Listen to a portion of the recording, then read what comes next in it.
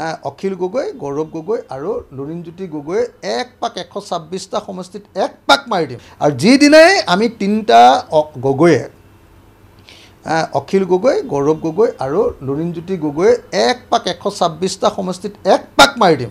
একেলগতে এক পাক অসমৰ 126টা সমষ্টিত একবাৰ দেখা দিলেই হ'ল। আৰু ওপৰৰ পৰা এটা কথা বুজি পাওঁ, হয়তো তেওঁ এইটোকে বুজাব খোজে যে তিনি গগৈ মানে তেওঁলোকে আহোমৰ ৰজা তিনিওজন। এই ৰজাটো কোনে পাতি দিলে তেওঁলোকক?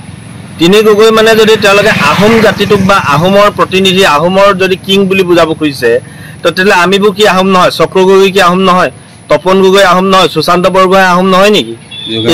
এইবিলাক মানুহ আমি যিমানবোৰ মানুহ আছোঁ এই মানুহবিলাক কি আহোম নহয় নেকি?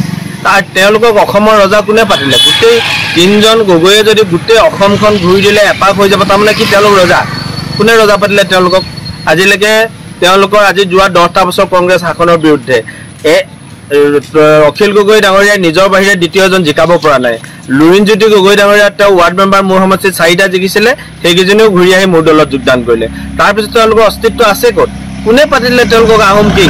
গতিকে এইবিলাক কথা ধুৰন্ধৰ ৰাজনৈতিক নেতাৰ মুখত ওলোৱাৰ বাহিৰে কোনো বিচাৰ বিবেচনা থকা মানুহে এনেকুৱা ধৰণৰ কথা নকয়। ৰাইজে আন্দোলন নিবিচাৰে।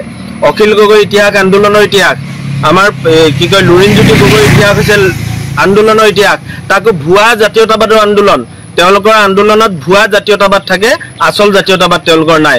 তেওঁলোকে কেৱল ক্ষমতাৰ খক পুৰাবৰ কাৰণে মানুহক ৰাজনীতিৰ জখলাত বগোৱা বাই উঠাবলৈ চেষ্টা কৰে, আৰু ৰাজনীতিত যেতিয়াই নিহিজে তেওঁলোকে মানুহক এক্সপ্লইট কৰি থাকে, শোষণ কৰি থাকে। গতিকে ভাৰতীয় জনতা পাৰ্টি সেই ৰাজনীতিত নাই।